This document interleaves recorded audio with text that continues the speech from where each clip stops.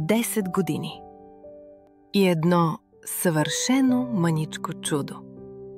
Чаках, молех се, плаках, надявах се.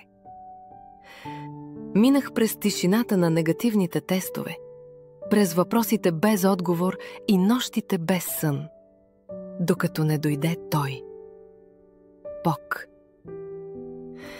Днес държа в ръцете си не просто бебе, държа обещание, доказателство, че Бог не забравя нито една сълза, нито една молитва. Тя е тук. Моята дъщеря, моето свидетелство, моето чудо.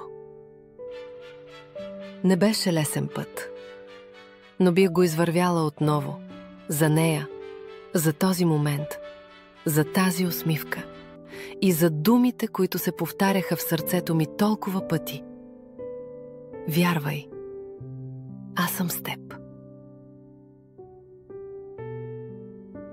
Ако и ти чакаш чудо, напиши амин.